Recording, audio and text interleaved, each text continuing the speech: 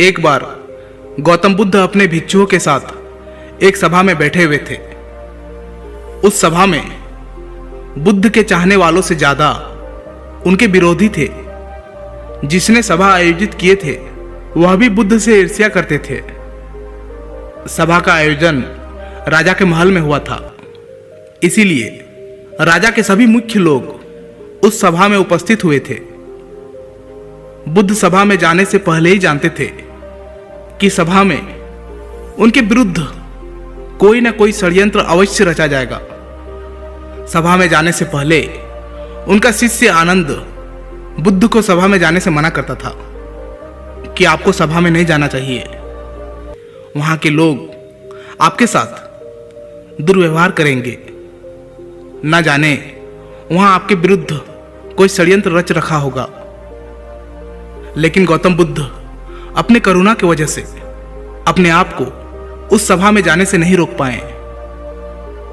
सभा की शुरुआत होते ही बुद्ध के साथ कुछ तीखे प्रश्नों से बुद्ध से ईर्ष्या करने वाले लोगों का यही प्रयास होता कि बुद्ध से कुछ ऐसा प्रश्न पूछा जाए जिसका उत्तर गौतम बुद्ध ना दे पाए। परंतु बुद्ध सभी प्रश्नों का उत्तर बड़ी आसानी से दे देते थे। सभा में बैठे सभी लोग अपने अपने प्रश्न बुद्ध से पूछ ही लेते हैं और उन्हें प्रश्नों का उत्तर भी मिल जाता है।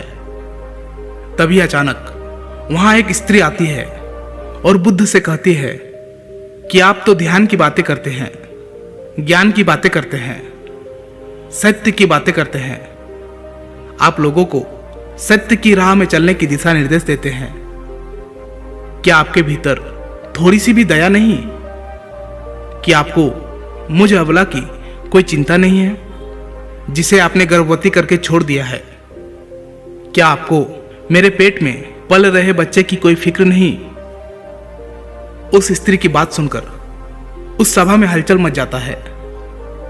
लोग एक दूसरे से बातें करने लगते हैं। उस सभा में बैठे हर एक व्यक्ति खड़ा हो जाता है और कहता है कि औरत के सौंदर्य के आगे बड़े बड़े ज्ञानी भी अपने घुटने टेक देते हैं, तो फिर यह बुद्ध क्या चीज है? उसी में कोई और खड़ा होता है और बोलता है कि हमें बुद्ध से यह उम्मीद नहीं थी कि बुद्ध इतना भी नीचे गिर सकता है।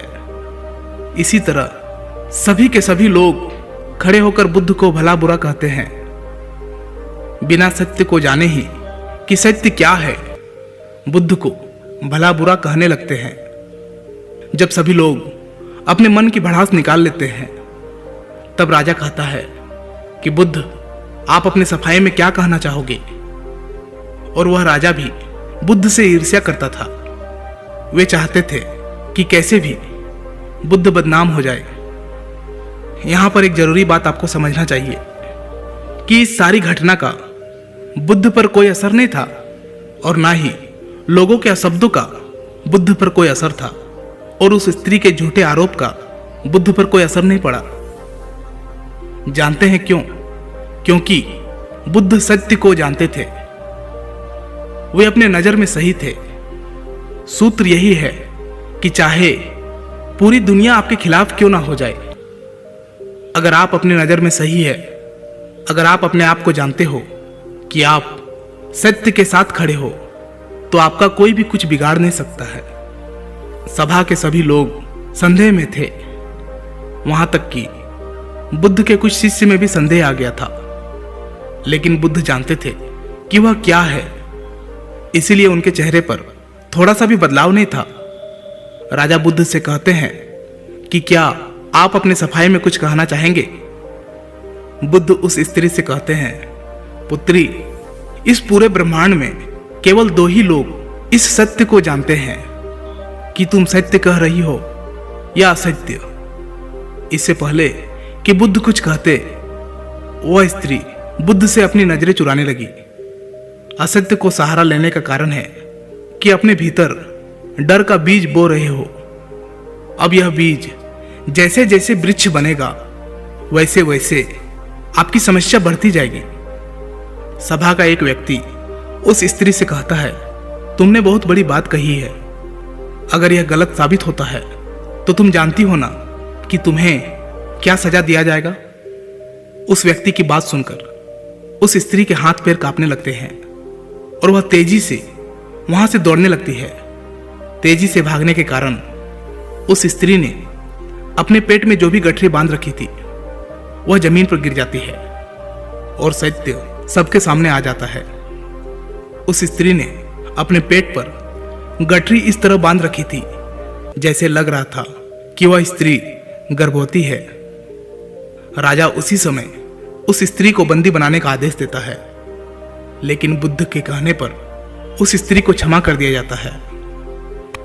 एक बात हमेशा याद रखिए, आपका धैर्य और आपका अपने ही नजरों में सही होना आपको बड़ी से बड़ी समस्याओं से बचा सकता है।